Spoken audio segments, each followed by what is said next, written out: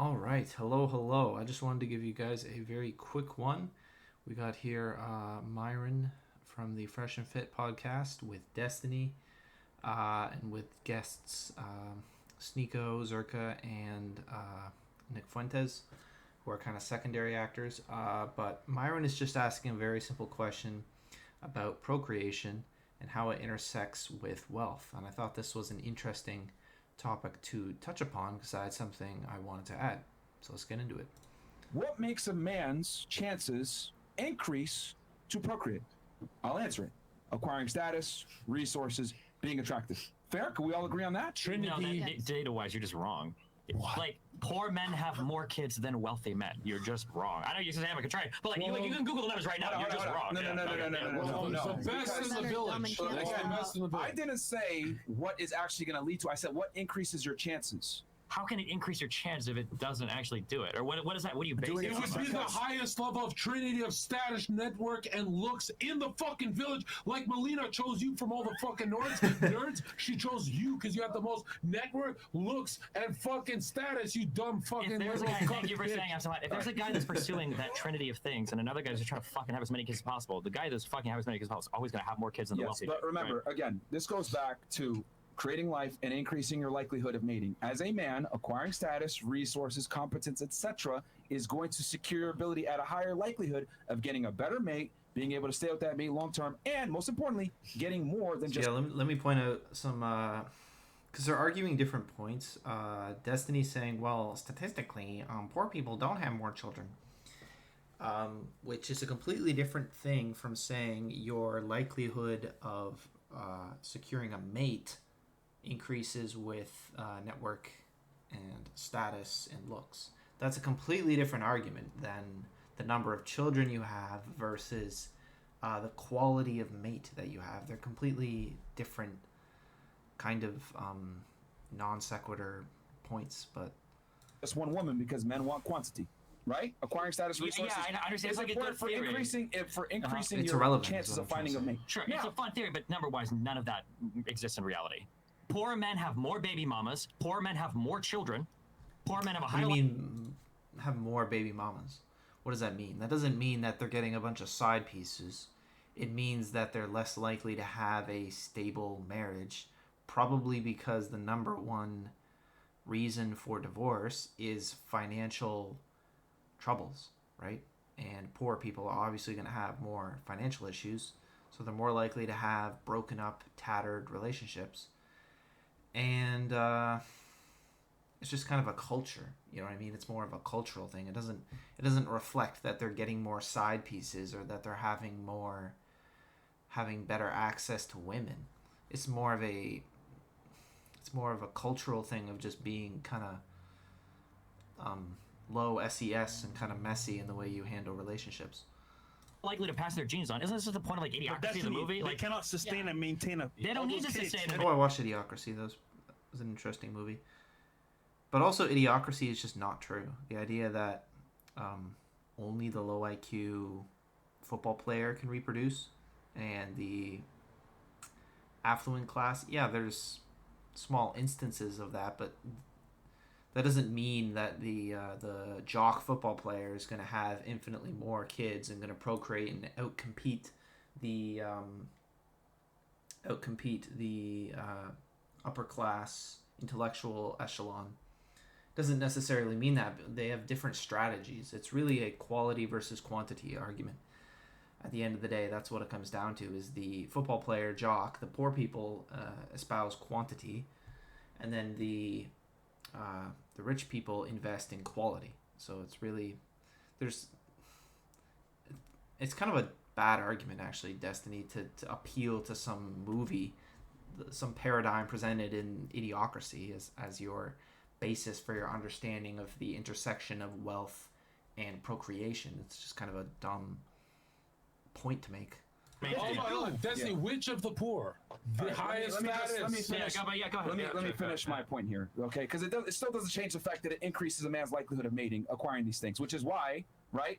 Men get a natural benefit and happiness, because you mentioned before. You guys. It's also just common sense. Why do men pursue wealth? Why do men pursue status? Why do men pursue physical activities. Why do men do these things if not to acquire a mate? If it didn't work and it was ineffective at securing procreative success, men wouldn't do it. It's just kind of like obvious. It's like common sense. Built up this podcast. It makes you feel good.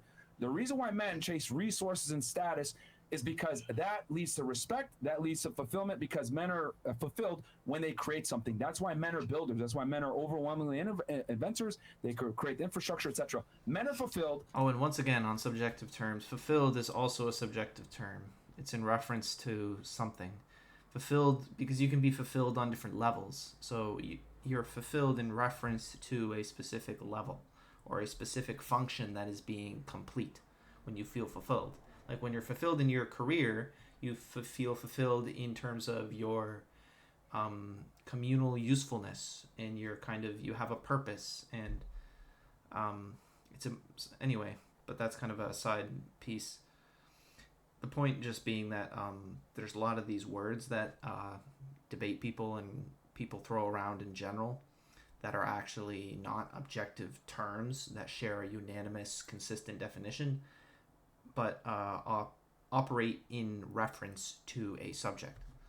And such a word would be fulfillment. From creating things. Women, however, are fulfilled from creating children. That's why women, right? Women don't get the same satisfaction from building something. They don't get the same satisfaction from career, earning income, etc. They get more satisfaction from having children. Even the women on the panel, successful hairdressing salon, etc., they pick their kids. Why? They pick their kids because they know that my duty as a woman is to be attractive so I can find the highest status man that I can and have children with that man. So what I'm saying is that women get their benefit from biological sense. They get their fulfillment. It's kind of funny. I mean, Myron's right in the sense that fulfillment for a woman comes more from successful physically procreating and creating human life, whereas male fulfillment comes from creating something of value. We have different sources of fulfillment, which is kind of adding to my point of fulfillment being a subjective referential to something else. But he's kind of butchering the argument because he's trying to make it red-pilled, but it's really just a biological, biologically men need to secure resources to get a mate, and women need to be attractive to get a mate. That's all he's saying. From having a family. If they want to have a career, that's cool, but it's never going to fulfill them to the same extent that it will for a man, because when a man is fulfilled with a career, his mating options increase. When a woman is fulfilled by being attractive and having a man, she's successfully done her mating strategy. Because men and women are different. Women want quality, so how do I get quality? I be attractive, keep myself young and fertile, get that man, bam, I secured his resources, I won, I have children with that man, I'm in a relationship, man wins, I have resource, I have status, I have this woman, but if I want to, I can spread my seed to other women because I have the ability to have quantity. Why don't any of them do it? Perfect. What Wait, was that? What wealthy men don't go out and have a ton of kids, though? It defeats your entire argument. If men are only pursuing these things because it gives them the option to procreate more, A bunch of other women. but they don't, and they don't have Yes, a lot of they do. kids. They literally don't. Higher body counts are on poor people. Everybody talking knows about this. today? In a Are you talking about today? Today, yes. Okay, let me refute this. One, they actually do.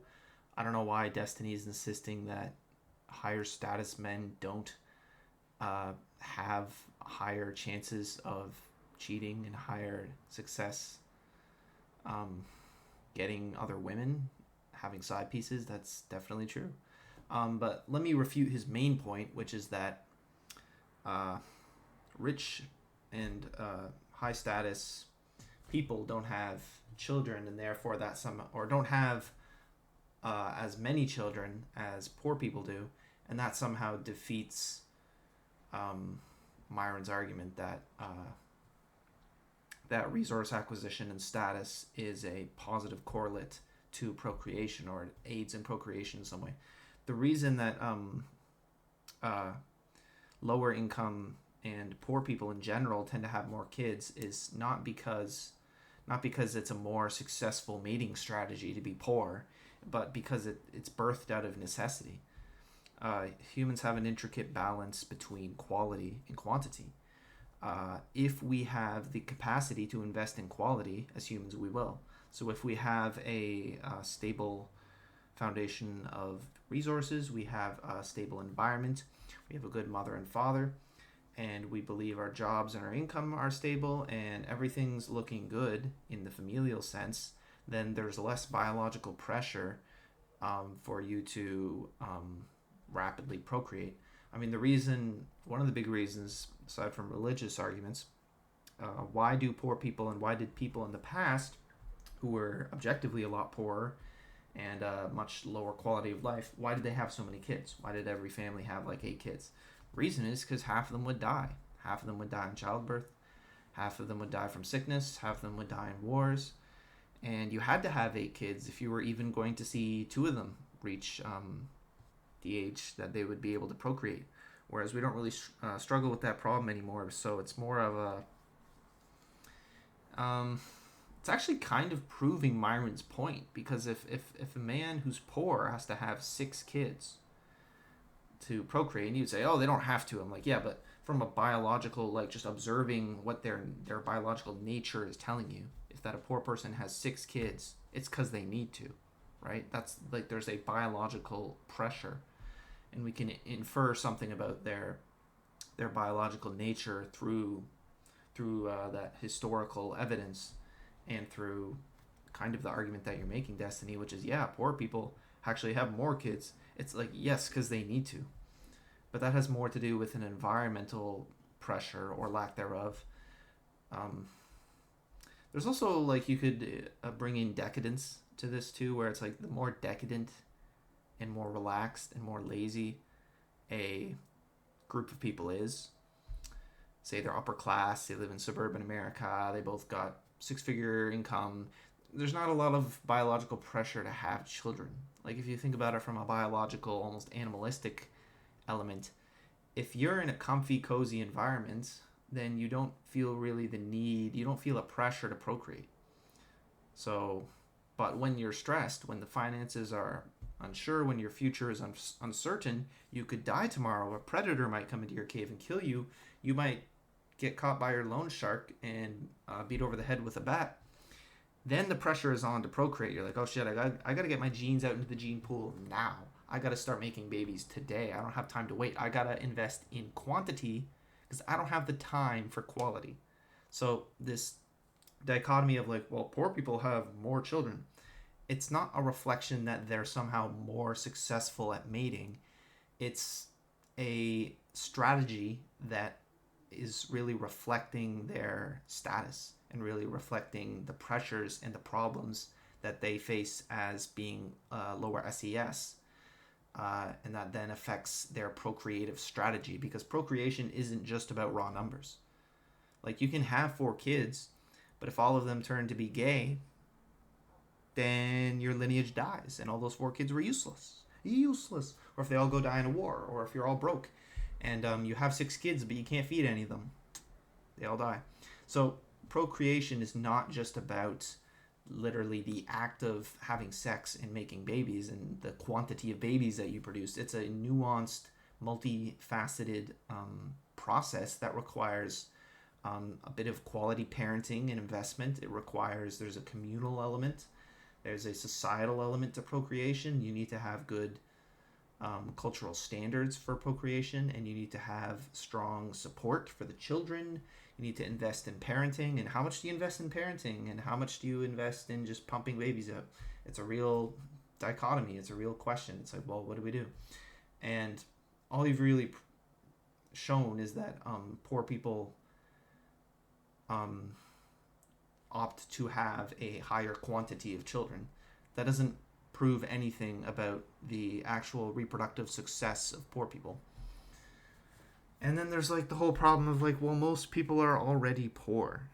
You know what I mean? That's like, it's like saying, yeah, but only a few people are elite.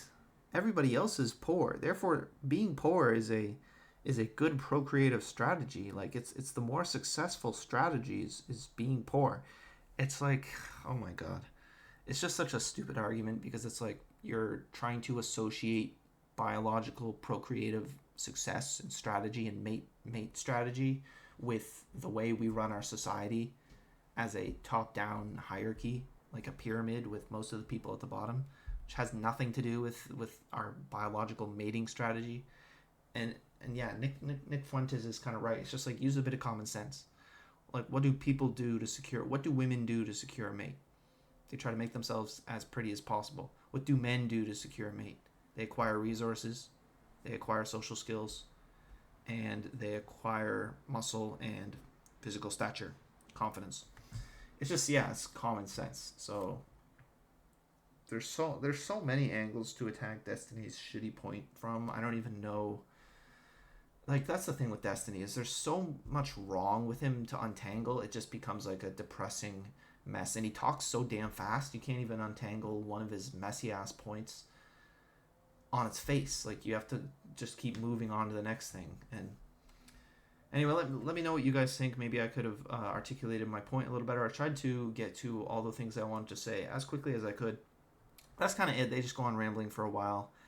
And yeah, I think Destiny's just flat out wrong here. He just doesn't have a good grasp on the nature of what's actually going on when he's observing that poor people have more kids. That does not necessarily equate to more procreative success. It is merely an adaptive reactionary strategy to their position in the social strata. And it's really, I would describe it as a biological response to being in a high pressure environment where you feel the pressure to get your genes out now, with the high degree of stress and uncertainty. And it's not necessarily equatable to procreative success, because historically and traditionally the expectation is that a lot of those children would die. So you needed to get more out, right? So yeah, that's my point. I think we're done here, boys. I will see everybody later. Take care.